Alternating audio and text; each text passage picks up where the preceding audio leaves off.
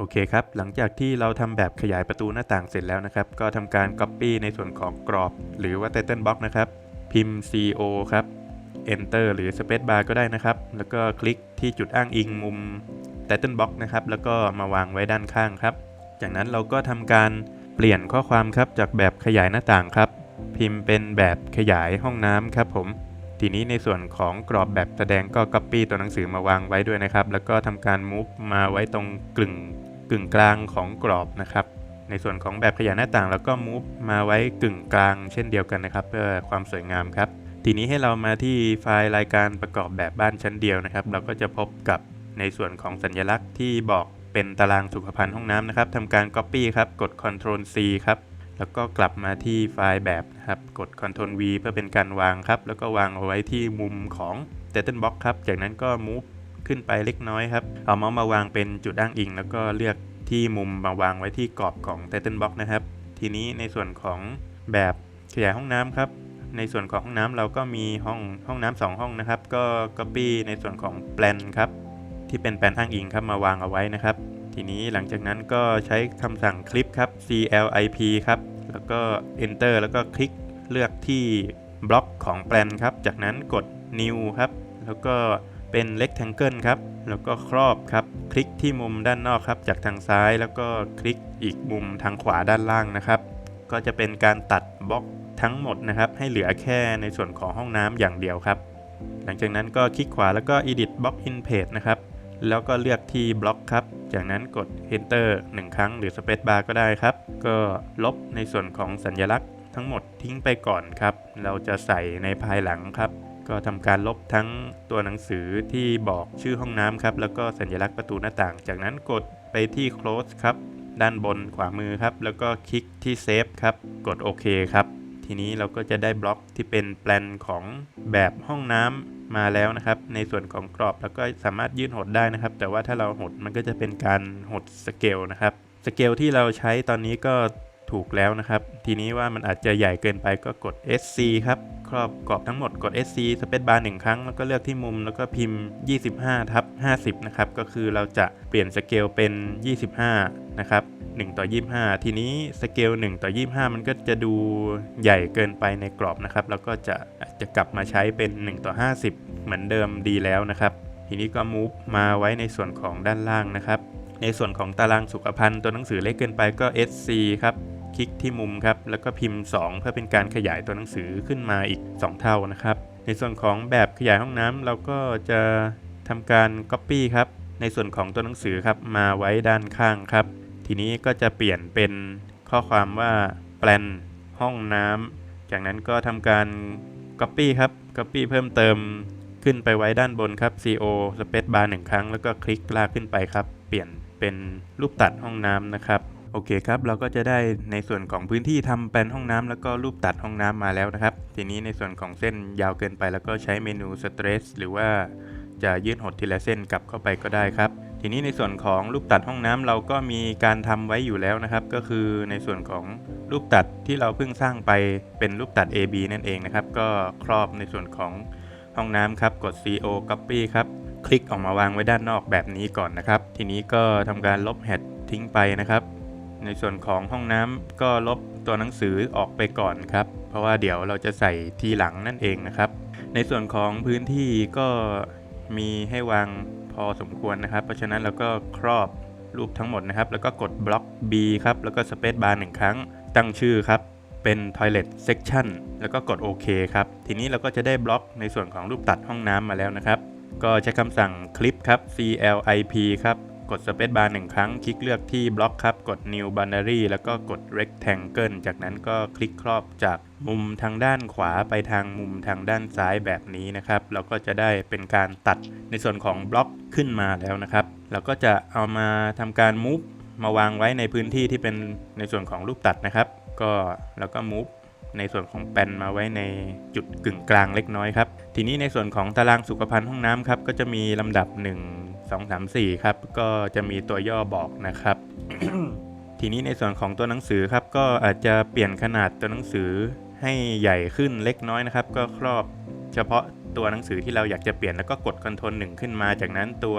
Text Height ก็เพิ่มเป็น 0.8 เราก็จะได้ขนาดของตัวหนังสือที่มีความใหญ่มากขึ้นนะครับในส่วนของตัวย่อเราก็ทำการ Copy มาทีละอันนะครับ WC ครับก็ Copy มาวางไว้ที่โถส้วมครับก็วางให้ครบครับทั้งรูปด้าน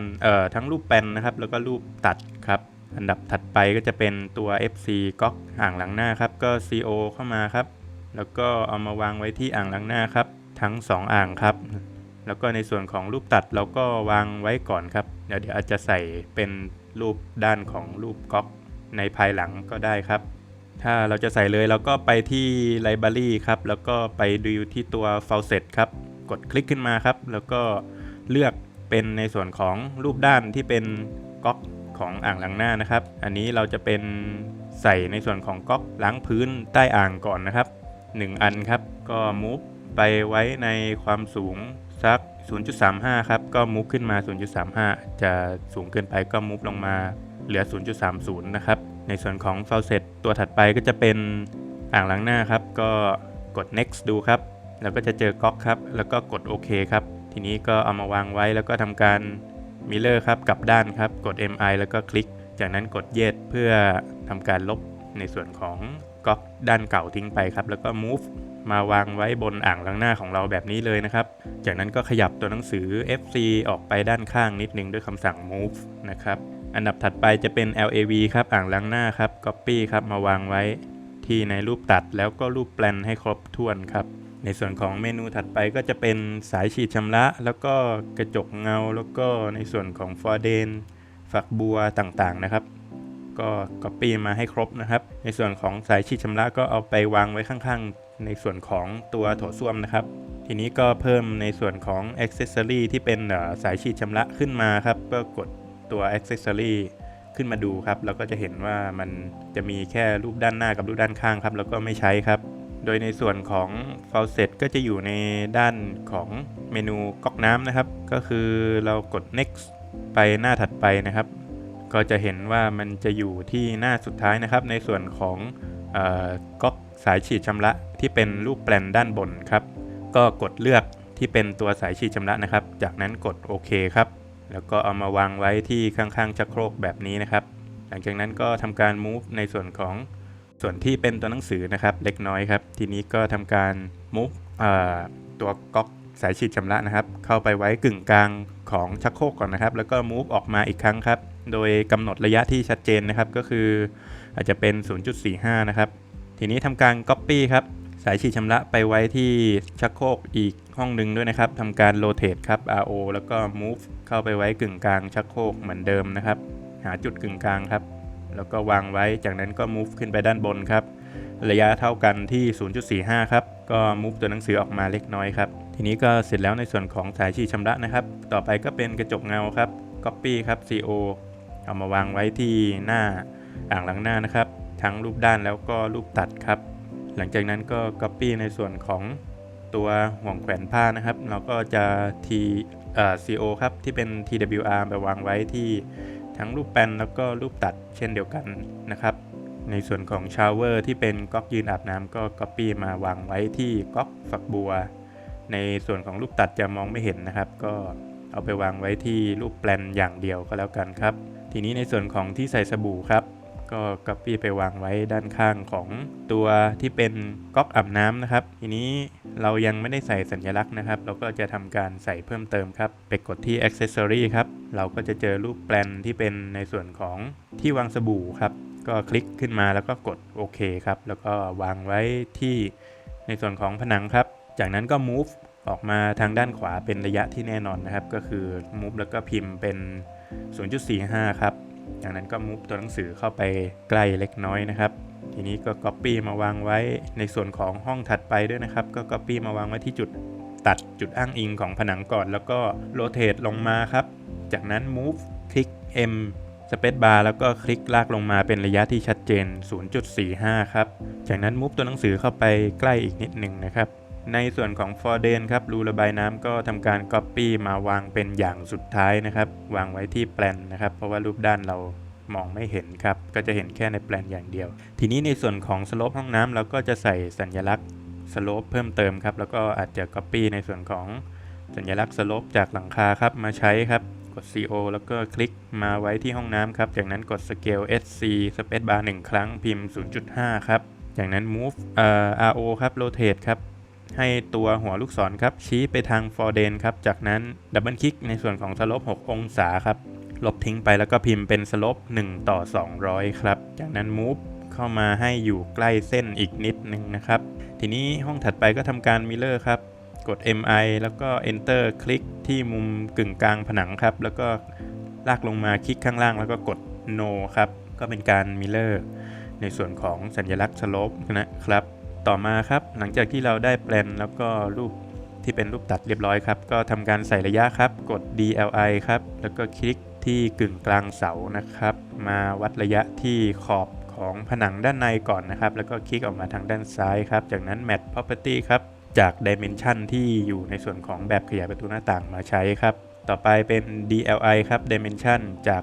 ทางด้านซ้ายมือนะครับไปกึ่งกลางของโถส้วมครับจากนั้นใช้คำสั่ง DCO ครับคลิกไปที่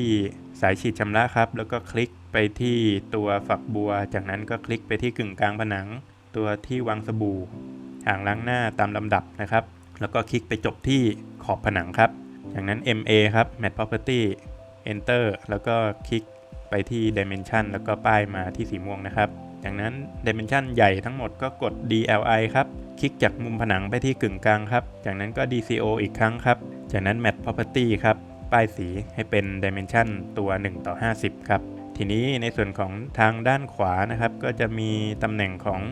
Forden นะครับก็ใส่เป็น DLI ครับคลิกลงไปที่จุดกึ่งกลางของ Forden นะครับลากออกมาจากกึ่งกลางผนังครับก็จะอยู่ประมาณ 0.21 นะครับทีนี้เราก็อาจจะปรับเป็น 0.20 ได้นะครับทีนี้ก็ Match Property ให้เป็น Dimension เดียวกันนะครับต่อมาก็คำสั่ง Mirror ครับตัว Dimension มาไว้อีกด้านหนึ่งนะครับแล้วก็คลิกลากในส่วนของตัวหนังสือออกไปจากกันนะครับในส่วนของระยะอื่นๆนะครับก็ใส่ให้ครบทุกด้านนะครับก็เป็น DLI เหมือนเดิมนะครับคือบอก Dimension แล้วก็ลากเป็น DCO ต่อมาครับไปที่ในส่วนของสายฉีดชำระแล้วก็ฝักบัวแล้วก็ตามลำดับนะครับจากนั้นกด Match Property ครับมาป้ายในส่วนของ Dimension ที่เราเพิ่งสร้างขึ้นมาเมื่อสักครู่นะครับแล้วก็ทำการ Move ในส่วนของตัวหนังสือหลบเล็กน้อยครับด้านขวาก็เช่นเดียวกันนะครับ DLI ครับคลิกจากริมผนังครับมาที่กึ่งกลางในส่วนของจะเป็นกึ่งกลางหรือจะเป็นริมก็ได้นะครับแล้วก็ DCO เหมือนเดิมครับแล้วก็ไปจบที่กึ่งกลางของเสาครับจากนั้นก็ใส่ MA ครับคลิกป้ายสีครับในส่วนของด้านล่างก็ทำการใส่ระยะให้ครบนะครับก็เป็น DLI เช่นเดิมครับในตัวแรกจากนั้นตัวตัดไปจะเป็น DCO ครับแล้วก็คลิกยาวๆเลยครับแล้วก็บอก Dimension รวมนะครับ MA ป้ายสีครับก็จะได้ Dimension ทั้งหมดที่อยู่ในส่วนของแปลนห้องน้ำแล้วนะครับทำการ move ตัวหนังสือเข้ามาใกล้อีกนิดนึงนะครับก็คือ M แล้วก็ space bar แล้วก็ลากมาทางขวาเล็กน้อยครับในส่วนของสัญลักษณ์ประตูครับเราก็ทำการ copy จากที่ไหนก็ได้ครับรูปด้านก็ได้ครับทำการ CO copy คลิก1ครั้งแล้วก็มาคลิกที่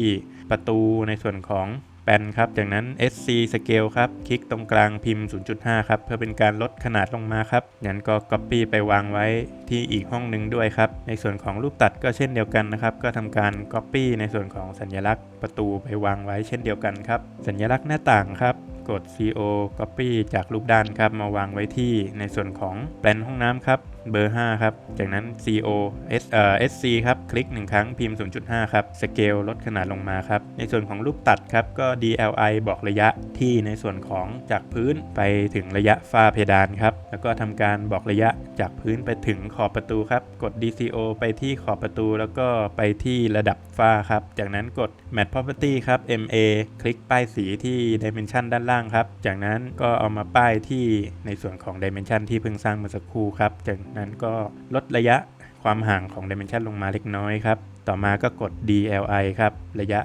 อันแรกครับบอกด้านล่างครับเป็นระยะของประตูครับลาก Dimension ลงมาด้านล่างครับกด DCO ครับเป็น Dimension Continue ครับคลิกไปตามมุมต่างๆครับที่เราต้องการบอกระยะครับจากนั้นกด DLI บอกระยะรวมทั้งหมดด้วยนะครับทีนี้ MA ป้ายสีเช่นเดียวกันครับต่อมาด้านขวามือสุดก็ใช้คำสั่ง DLI บอกระยะความสูง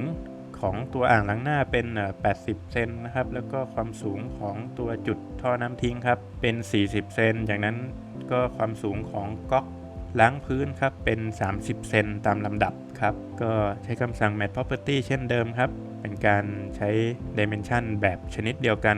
ทั้งหมดนะครับต่อมาเป็นความสูงของตัวราวแขวนผ้าครับก็ใช้คำสั่ง DLI ครับวัดระยะขึ้นมาครับ match property ป้ายไปที่ตัว dimension ที่เพิ่งสร้างครับทีนี้ก็เป็นอันเสร็จแล้วนะครับสำหรับในส่วนของแบบขยายห้องน้ำที่มีทั้งรูปแปลนแล้วก็รูปตัดนะครับในส่วนของเบอร์ผนังครับก็ทำการ Copy มาวางไว้ด้วยเช่นเดียวกันนะครับเพื่อให้ครบถ้วนนะครับกดวางแล้วก็กดสเกลลดขนาดลงมาเป็น 0.5 ครับสเกล 0.5 ก็คือสเกล1:50นั่นเองนะครับจากนั้นก็กดเซฟครับก็เป็นอันเสร็จเรียบร้อยแล้วนะครับแล้วพบกันในตอนถัดไปขอบคุณครับ